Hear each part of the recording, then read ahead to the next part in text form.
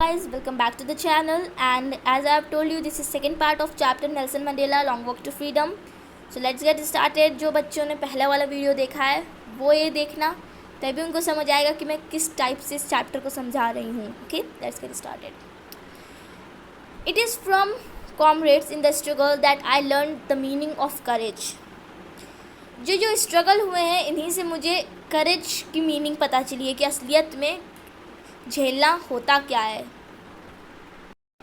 बहुत समय से मैंने बार बार ये देखा है कि जो मैन और वुमेन हैं वो अपनी ज़िंदगी को रिस्क करते हैं सिर्फ उनके आइडियाज़ के लिए. मैंने उन लोगों को उन आदमियों को खड़े होते हुए देखा है, अटैक करते हुए देखा है. जो अटैक होते हैं टॉर्चर होते हैं, बिना टूटे, अपनी स्ट्रेंथ को बिना तोड़े, बट वो अपनी इमेजिनेशन के लिए, अपनी आइडियाज़, अपनी ट्रस्ट के लिए. मैंने वो courage was not the absence of fear. वो करेज जो है उनका, वो फियर नहीं है. वो उनके अंदर ये नहीं दिखाता है कि वो डरते हैं, but the Triumph over it. But उसके ऊपर वो उसके ऊपर जैसे वो झेल रहे हैं, तो वो उसके ऊपर उनका करेज ही दिखाता है. Now this is so important line, just mark it. The brave man is not he who does not feel afraid. Brave man वो नहीं होता है जो डरता नहीं है, but he who conquer that fear. मगर वो होता है जो उस फियर से उस डर के सामना करता है. सो लाइक एग्जांपल से मैं समझाती हूँ कि लाइक इन योर क्लास कोई एक बहुत मस्त एकदम से हट्टा कट्टा लड़का है. वो जैसे लड़ाई में उसको तुरंत बुला लेंगे कि हे भाई आ जाओ, लड़ना है, ये हो गया. उसी जगह अगर उस लड़के से कहा जाए कि टीचर से क्वेश्चन पूछ लो, वो नहीं बता पाएगा. बिकॉज यही भी बताता है कि जो ब्रेव मैन होता है वो नहीं होता है जो डरता है. वो होता है जैसे कि यही जो लड़का था, ये डरता नहीं था बिकॉज ये फाइट कर सकता था, लड़ सकता था लोगों से, बट ये अपने फियर को कॉन्कर नहीं कर सकता था. टीचर के सामने डरते हो, ये कौन सी बात हुई. यही इसमें बता रहे हैं, ब्रेव मैन वो नहीं होते हैं जो अफ्रेड से डरते हैं. जो डरते हैं वो नहीं होते हैं, वो होते हैं जो अफ्रेड को झेलते हैं. उसके बाद अब नेल्सन मंडेला ये कहते हैं कि कोई भी इंसान इसलिए पैदा नहीं होता है कि वो दूसरे से नफ़रत करे, उसके कलर के लिए, स्किन के, उसके बैकग्राउंड, उसके रिलीजन से.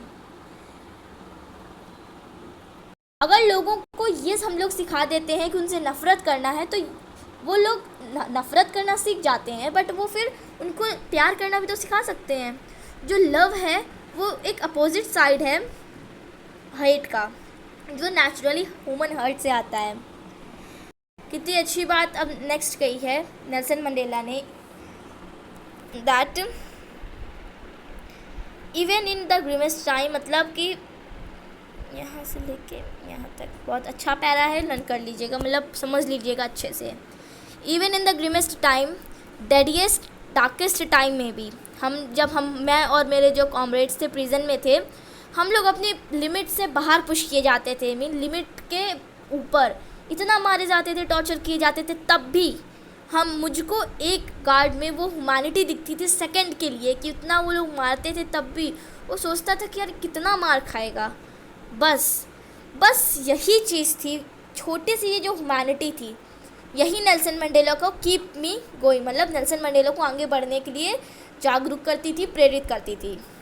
Mains goodness is a flame that can be hidden but never extinguish. ये बहुत इंपॉर्टेंट लाइन है. ये ऐसे आ सकता है कि describe what does Nelson Mandela mean by the line. इसका मतलब ये है कि जो आदमी की गुडनेस होती है वो एक तरह की फ्लेम होती है जो छिप सकती है मगर कभी लुप्त नहीं हो सकती है, एक्सटिंग्विश या एक्सटेंट नहीं हो सकती है. In life every man has twin obligation. अब इसमें यहाँ बता रहे हैं नेल्सन मंडेला कि हर इंसान के अंदर दो तरह के ऑब्लिगेशंस होते हैं. पहला उसकी फैमिली के लिए, पेरेंट्स के लिए, वाइफ के लिए, चिल्ड्रन के लिए. दूसरा ऑब्लिगेशंस होता है, देखो हमेशा दो ऑब्लिगेशन होते हैं. पहला उसके होम में जितने लोग रहते हैं, फैमिली वगैरह के लिए. दूसरा सोसाइटी एंड कम्युनिटी के लिए, उसकी कंट्री के लिए. एक सिविल एंड ह्यूमन सोसाइटी में देखा जाए तो मैन वो सब कुछ करता है अपनी एबिलिटी के लिए, के हिसाब से, अपनी इंक्लिनेशन मीन अपने नेचुरल टेंडेंसी के हिसाब से। लाइक कोई सोसाइटी कम्युनिटी में रह रहा है, स्ट्रीट लाइट ख़राब हो गई तो एक जिसके सामने स्ट्रीट लाइट पड़ती है अगर वो सही करा रहा है उसको, तो वो एक ह्यूमैनिटी होती है। स्ट्रीट लाइट सही कराने से पूरी कम्युनिटी सिक्योर एंड सेव रहेगी from thieves. That is called the man humanity. यही बात कह रहे हैं Nelson Mandela here. Now here Nelson Mandela कहते हैं कि बट साउथ अफ्रीका जैसी कंट्री में बर्थ से ही अगर मेरे जैसा कलर मीन ब्लैक जो होएगा उसको ये सब जो मतलब कि जो इम्पॉसिबल है एक तरह से इन सब ऑब्लिगेशंस को फुलफ़िल करना। साउथ अफ्रीका में जो मैन होते हैं, जो मैन ये सब अटेम्प्ट करने की कोशिश करते हैं, मतलब कि जो मैन फुलफ़िल करने की कोशिश करते हैं उनको पनिश कर दिया जाता था, आइसोलेट कर दिया जाता था। अगर कोई भी मैन साउथ अफ्रीका में अपनी ड्यूटी निभाना चाहे, अपने पीपल्स को बिना अवॉइड करे उनकी मदद करना चाहे, तो उसको घर से और उसकी फैमिली से फोर्सली भी दूर रहने दिया जाता था, मतलब दूर कर दिया जाता था। और इसी से हम लोग को पता चलता है कि जो नेल्सन मंडेला थे अपनी फैमिली से 30 साल दूर रहे थे, सिर्फ इसलिए क्योंकि उन्होंने अपार्थाइड को अपोज किया था। देन नेल्सन मंडेला कहते हैं कि पहले मैं मेरे पीपल को, मीन कंट्री को अपनी फैमिली के अबव नहीं रखता था, बट पीपल को सर्व करता था, अटेम्प्ट करता था, उनकी हेल्प करता था, जितना हो सके उतना करता था। I found that I was prevented from fulfilling. मुझे ऐसा लगा कि मुझे मेरे जो ऑब्लिगेशंस हैं, मीन मेरे सन के लिए हो, चाहे ब्रदर के लिए हो, फादर के लिए हो, हस्बैंड के लिए हो, मुझे वो ऑब्लिगेशन फुलफ़िल करने नहीं दिया जा रहा था। देन जब मैं पैदा हुआ था तब मुझे ये भूख नहीं थी कि मुझे फ्रीडम चाहिए, मुझे फ्री होना है। नहीं, ऐसा नहीं था। नेल्सन मंडेला कहते हैं आई वॉज बॉर्न फ्री, मैं फ्री पैदा हुआ था। Not in that sense. इसका मतलब है कि जब मैं छोटा था, when I was a child, then I was free. Mean मैं अपनी मदर के हट में ये मतलब दौड़ सकता था, जाते हुए नहर में हम स्विम कर सकता था, अपने विलेज में घूम सकता था, रात में भुट्टे को रोस्ट करके तार के नीचे खा सकता था, तारों के नीचे। और तो और धीरे धीरे बैल चलते हुए मैं उन पर सवारी भी करता सकता था। But as long as I obeyed my father, but जैसे जैसे मैं अपने फादर को ओबे करता गया, मैं उनको देखता गया, अबाइडेड बाय कस्टम्स, की वो कुछ कस्टम्स ट्राइब की नहीं, वो मतलब कि उन लोग को, मतलब मेरे फादर को करने नहीं दिया जा रहा है। I was not troubled by the law of man और गॉड। तब मुझे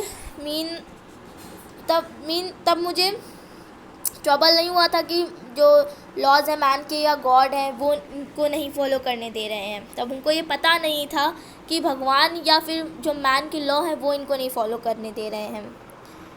नेक्स्ट नेल्सन मंडेला कह रहे हैं कि I was only when I began to learn that, मैं ही खाली था कि मुझे जब लगा कि जो मेरा बॉयहुड है वो फ्रीडम नहीं, वो एक इल्यूज़न था। जब मैं बड़ा हुआ मेरी फ्रीडम ऑलरेडी मुझसे ले ली गई थी, फिर मुझे मेरी फ्रीडम की भूख होने लगी, मुझे फ्रीडम चाहिए थी।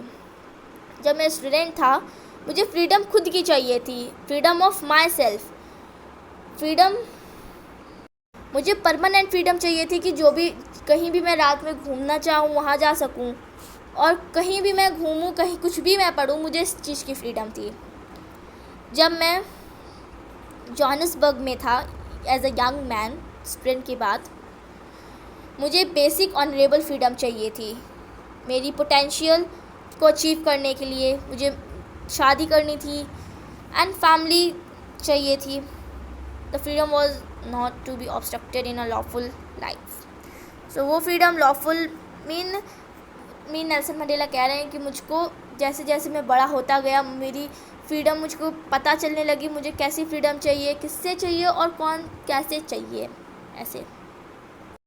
देन स्लोली नेल्सन मंडेला को लगने लगा कि मैं ही खाली नहीं हूँ जिसको फ्रीडम चाहिए, मेरा भाई मेरी बहन भी फ्री नहीं है।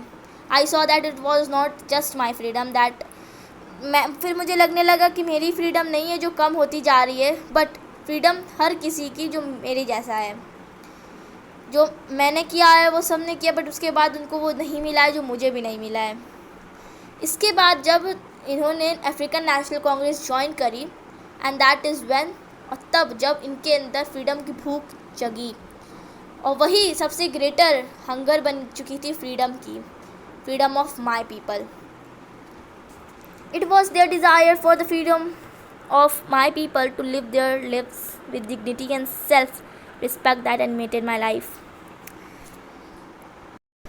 जो मेरे पीपल्स की डिग्निटी थी, उनकी सेल्फ रिस्पेक्ट थी, उनकी सेल्फ रिस्पेक्ट और डिग्निटी ने मेरी ज़िंदगी बनाई, जिसकी वजह से मुझको एक यंग मैन से एक बोल्ड मैन में ट्रांसफ़र कर दिया, जिससे मुझे एक लॉ अबाइडिंग अटॉर्नी से मुझको एक क्रिमिनल बना दिया गया, और मुझे मेरी family loving husband into a man without a home, फिर जिसकी वजह से मुझको क्रिमिनल बना के इन लोगों ने एक फैमिली लविंग हस्बैंड से एक मुझको घर से बेघर कर दिया उन लोगों ने, और मुझको एक मॉन्क की तरह रहने को कहा गया। मॉन्क वो होते हैं जो like we can say Brahma Pandit yes, monk जो मेडिटेशन वगैरह करते हैं, वो सब मान लो, जो घर परिवार से बहुत दूर होते हैं वो। आफ्टरवर्ड्स कहते हैं कि मैं उतना ज़्यादा सेल्फ सेक्रीफाइसिंग नहीं था जितना कि अगला बंदा था। जब I found that I could not even enjoy the poor and limited freedom I was allowed when I knew my people were not free. Freedom is individual, freedom जो होती है वो इंडिविजुअल होती है। एक chain any one of my people कि अगर एक पीपल की अगर मेरे चेन है फ्रीडम की, इसका मतलब कि वो सब के ऊपर है, और अगर वो चेन सब के ऊपर है मीन वो चेन मेरे ऊपर भी है, फ्रीडम की chain. I knew that the oppressor must be liberated just as surely as oppressed. Important line है, देखिए ये पैरा बहुत इम्पॉर्टेंट है, यहाँ तक मच इम्पॉर्टेंट, प्लीज़ लर्न कर लेना, समझ लेना अच्छे से, वो एंड ये पैरा दोनों। मुझे पता था कि जो ऑपरेसर है, जो रूल कर रहा है, वो भी उसी तरीके से कि उसको भी फ्रीडम नहीं मिल रही है जैसा कि ऑपरेस्ड को नहीं मिल रही है। A man who take away another man's freedom is a prisoner of hatred, mean जो मैन कि जैसे यहाँ पे कह रहे हैं कि मान लो कि एक जो बॉडीगार्ड है वो नेल्सन मंडेला को एंड उनके कॉमरेड्स को देख रहा था, उनको मारता था। इससे पता चलता है कि वो भी किसी के दबाव में ये सब कर रहा था, मीन वो भी ऑपरेस्ड था किसी और ऑपरेशर से। He is locked behind the bars, a man who take away another man's freedom is prisoner of hatred. एक आदमी जो दूसरे आदमी की फ्रीडम फ्रीडम छीन रहा था, वो खुद एक आदमी प्रिजनर ऑफ हेटर्ड था, वो खुद एक तरह की हेटर्ड की जेल में रह रहा था। ही is locked behind the bars of prejudice and narrow mindness. वो खुद ही जेल, किसकी जेल के पीछे था? एक स्ट्रॉन्ग रीज़न, मीन स्ट्रॉन्ग दूसरे पीपल के ऊपर डिसलाइक का रीज़न, और एक बेकार सी माइंड के पीछे था। कि इसमें कह रहे हैं नेल्सन मंडेला कि जो एक ऑपरेशर होता है, जो ऑपरेस्ट करता है, वो खुद ही एक में ऑपरेस्ट होता है। किससे? नफ़रत से वो खुद ऑपरेस्ट होता है। जो मैन होता है जो हेटर्ड से ऑपरेस्ट होता है, लाइक वहाँ के बॉडीगार्ड्स, वो खुद ही एक तरह की जेल में थे जिसमें वो नैरो माइंडेड थे और जिसमें वो प्रिजुडाइज थे। प्रिजुडाइज का मीन दिया हुआ है, इसको पढ़ के अच्छे समझ लेना। मैंने जैसे बताया, आई am not truly free if I am taking away someone else freedom. मैं खुद ही से ट्रूली फ्री नहीं हो सकता हूँ जब तक मैं किसी और की फ्रीडम उसको ना दूँ। Just as surely as I am not free when my freedom is taken from me. उसी तरीके से मैं भी फ्री नहीं हूँ जब तक मेरी फ्रीडम मुझको नहीं दी जाती है।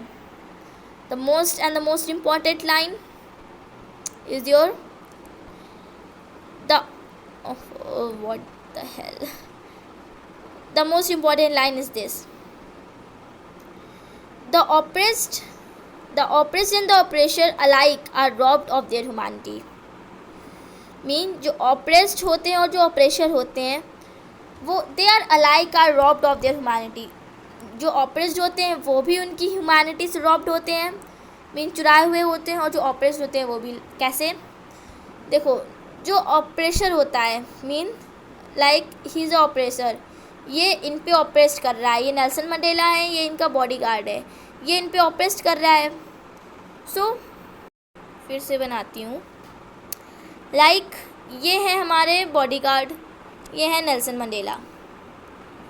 जो नेल्सन मंडेला है उनके ऊपर बॉडीगार्ड क्या कर रहा है? बॉडीगार्ड क्या कर रहा है? अरे